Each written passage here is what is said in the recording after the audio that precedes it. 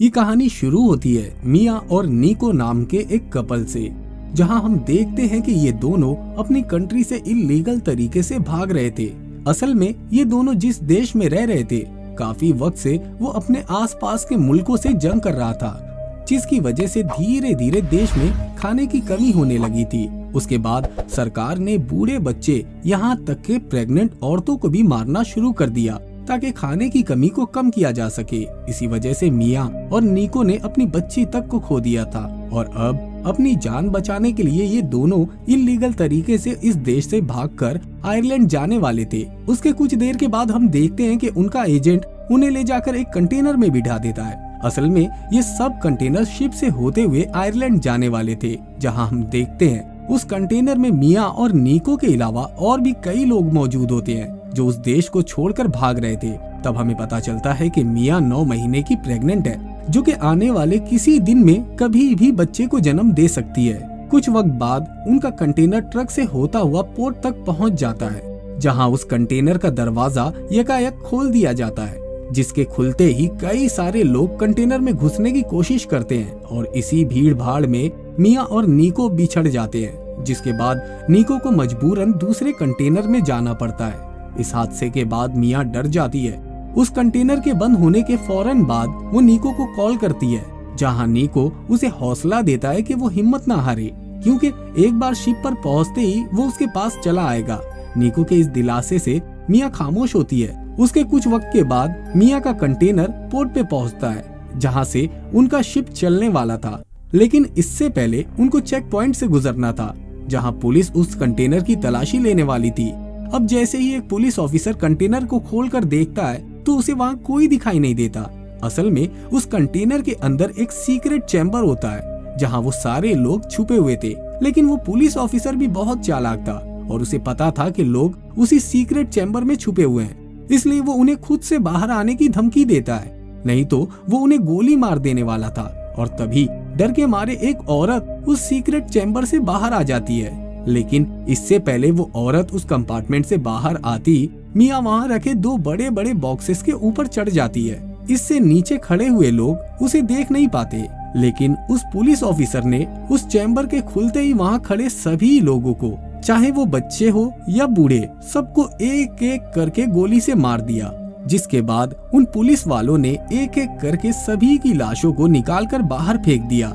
मिया अभी भी बॉक्सेस के ऊपर महफूज थी। सभी पुलिस वाले उस कंटेनर से निकलकर उसे बंद कर देते हैं। मिया अब भी डरी सहमी वहीं बैठी हुई थी। अब थोड़ी देर के बाद मिया के कंटेनर को शिप में लोड कर दिया जाता है। अब मिया की शिप निकल पड़ती है आयरलैंड की तरफ, जहां उस कंटेनर में बैठे बैठे मिया वहां कुछ पड़े सामानों को तलाश करती है, जहां उसको कुछ खाने का सामान, मशीन व्हील, फोन जैसी कुछ चीज मिलती है। अब रात होने के बाद मिया को नींद आ जाती है और वो सो जाती है। तभी आधी रात को मिया की नींद खुलती है, क्योंकि उसका कंटेनर जोर जोर से हिल रहा था। जहां वो कंटेनर में बने एक छेद से बाहर देखती है तो उसे पता चलता है कि असल में उसका शिप समुद्र के दरमियान एक तूफान में फंसा हुआ है। लेकिन तूफान देखते ही देखते बड़ा होता जा रहा था। आखिर में वही होता है जिसका डर था। वो पूरा शिप पलट जाता है, जिस पर शिप पर रखे सारे कंटेनर एक के बाद एक समुद्र में गिरते जा रहे थे। और जैसे ही मिया का कंटेनर पानी में गिरता है तो उसे एक जोर का झटका लगता है, जिसकी वजह से उसके सर पर चोट लगती है और वो वहीं पर बेहोश हो जाती है। जब कुछ देर के बाद मिया की आंख खुलती है तब वो देखती है कि कंटेनर के सभी बॉक्सेस इधर उधर बिखरे पड़े थे। साथ ही में उसके कंटेनर में थोड़ा सा पानी भी घुस आया था। जिसके बाद मिया उस कंटेनर के छेद के बाहर देखती है तो उसे चारों तरफ समुद्र दिखाई देता है। ये देखकर मिया घबरा जाती है और अपना फोन निकालकर अपने पति नीको को कॉल करने की कोशिश करती है, लेकिन उसके फोन की स्क्रीन इतनी बुरी तरह से टूट चुकी थी कि उसका फोन काम ही नहीं कर रहा था। इतने में मिया की नजर कंटेनर के उस हिस्से पर पड़ती है जहां उसे 2 छेद दिखाई देते हैं, जिनसे लगातार पानी अंदर आ रहा था। अगर जल्दी से मिया ने उसका कोई सॉल्यूशन नहीं निकाला तो उसका कंटेनर डूब जाएगा। इसलिए मिया एक एक करके सभी बॉक्सेस को खोलने लगती है, जिनमें कुछ में प्लास्टिक बॉक्स थे, किसी में कपड़े थे तो किसी में टीवी था, किसी में एयरफोन के केबल थे, किसी में शराब की बोतल थी। तभी मिया को एक टेप दिखती है। वो टेप से उन दोनों छेदों को बंद कर देती है और तभी अचानक वहाँ से कुछ लोगों के चिल्लाने की आवाज आती है। जैसे ही मिया बाहर देखती है तब उसे पता चलता है कि ये वही कंटेनर है जिसमें नीको सफर कर रहा है। लेकिन मिया की आंखों के सामने ही वो कंटेनर डूब जाता है। जहाँ मिया नीको को एक दूसरे फोन से कॉल करने की कोशिश कर रही थी, लेकिन उसका भी कोई असर नहीं हो पाता। अब अपनी आंखों के सामने उसे मरता देख मिया टूट जाती है और उसके दुख का लेवल इतना बढ़ चुका था कि एक बार उसने अपनी जान लेने की भी सोच ली, मगर अपने बच्चे का सोचकर उसने अपना ये ख्याल अपने दिमाग से निकाल दिया। अब थक हार कर मिया उस रात वहीं सो जाती है।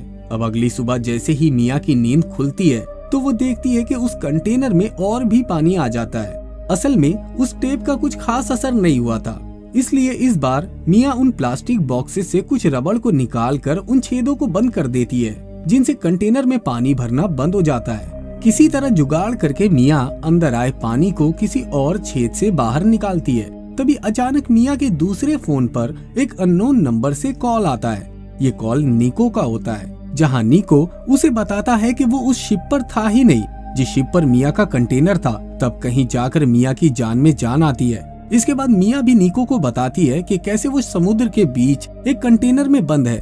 जिसके बाद नीको मिया से वादा करता है कि वो उसे बचाने जरूर आएगा। नीको के फोन रखते ही मिया के पेट में दर्द शुरू हो जाता है, जिसका सीधा मतलब यही था कि मिया किसी भी वक्त अपने बच्चे को जन्म देने वाली थी। तभी हम देखते हैं समुद्र में आंधी तूफान आना शुरू हो जाता है और उससे कंटेनर के अंदर का भी माहौल बिगड़ना शुरू हो जाता है, जहां पूरा कंटेनर तूफान की वजह से हिचकोले खा रहा था और साथ ही उस कंटेनर में पानी भी भरते जा रहा था। इसी माहौल के बीच मिया की बेटी नोहा पैदा होती है और मिया किसी तरह दर्द के साथ ही अकेले अपनी बच्ची को संभालती है। अगले दिन की सुबह होती है, जहां हम देखते हैं कि नोहा रोना बंद ही नहीं कर रही थी और साथ में मिया का खाना खत्म होते जा रहा था। तब मिया को एक आइडिया आता है कि क्यों ना उस ड्रिल मशीन से वो कंटेनर की छत पर एक छेद बना दे ताकि वो उस कंटेनर से बाहर निकल सके। जिसके बाद मिया उस कंटेनर में ड्रिल करना शुरू कर देती है, लेकिन आधे रास्ते में ही मिया की ड्रिल मशीन काम करना बंद कर देती है। जिसके बाद मिया एक छोटे से चाकू की मदद से उस कंटेनर को काटने की कोशिश करती है, लेकिन इतने छोटे चाकू से इतना मोटा लोहा काटते काटते मिया के हाथों में छाले पड़ जाते हैं। लेकिन मिया उस कंटेनर को काटने में कामयाब हो जाती है और जैसे ही मिया उस कंटेनर से बाहर आकर खुले आसमान के नीचे बैठती है तो उसे बहुत अच्छा लगता है, क्योंकि वो कई दिनों के बाद सूरज की किरणों को महसूस कर रही थी। जिसके बाद मिया अपनी बेटी को वहाँ ले आती है, जिसके बाद वो भी रोना बंद कर देती है। तभी समुद्र में मिया को कुछ मछलियां दिखाई देती हैं, जिसके बाद मिया उन्हें पकड़ने की कोशिश करती है, लेकिन शुरुआत में वो एक भी मछली पकड़ नहीं पाती। उसी वक्त आसमान पर एक प्लेन जाता हुआ दिखाई देता है, जिसके बाद वो टीवी की स्क्रीन को तोड़कर प्लेन की तरफ चमकाने की कोशिश करती है। तभी लोहे के किनारे से उसकी टांग का मांस फट जाता है, जिसकी वजह से मिया को बहुत ज्यादा दर्द होता है। अब खून को बहने से रोकने के लिए पहले मिया वाइन से अपने जख्म को साफ करती है, उसके बाद अपने जख्म को सिल देती है, जिससे मिया को बहुत दर्द होता है। उसके बाद मिया को एक आइडिया आता है कि क्यों ना वो उन एयरफोन के केबल से एक जाल बना ले मछलियों को पकड़ने के लिए, और मिया बिल्कुल ऐसा ही करती है। और ऐसा करते करते मिया का खाने का इंतजाम मछलियों से होते जा रहा था और पीने का इंतजाम बारिश के पानी को जमा करके मिया कर ही रही थी, और साथ में नोहा दूध के साथ आगे बढ़ रही थी। और ऐसा करते करते दिन बीतते जा रहे थे, लेकिन हर बीतते दिन के साथ मिया मायूस होती जा रही थी, क्योंकि मिया को ये समझ में नहीं आ रहा था कि कब तक ऐसा चलता रहेगा। तभी एक रात मिया को नीको की कॉल आती है, जहां वो उसे बताता है कि वो एक शिप से उसके पास आ रहा था, मगर उसको पुलिस ने पकड़ लिया। फिर पुलिस से भागते वक्त उसे गोली लग गई और अब उसका इतना खून बह गया है कि वो शायद अब बच ना सके। आखिर में वो मिया से माफी मांगता है कि वो उसे बचा ना पाया।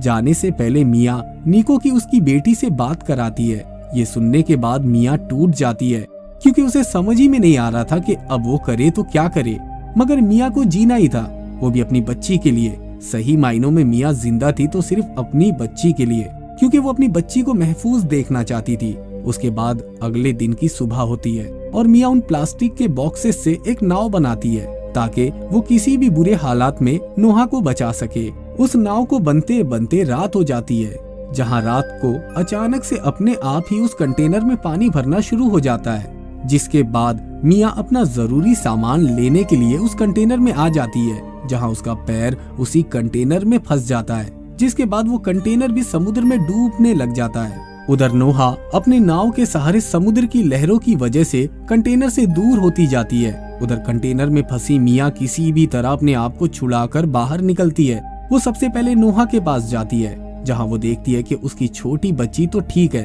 अब ऐसे ही नाव के सहारे तैरते तैरते अगले दिन की सुबह हो जाती है, लेकिन मियाँ की हालत बिगड़ते ही जा रही थी। इस तरीके से वो ज्यादा देर तक जिंदा नहीं रह सकती थी।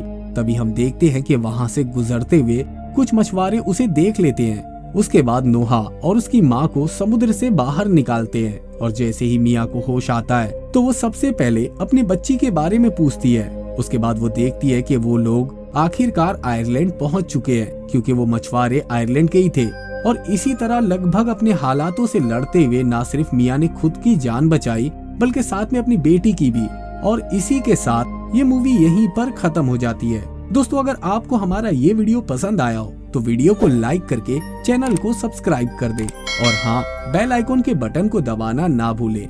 फिर मिलेंगे अगले वीडियो में। जय हिंद।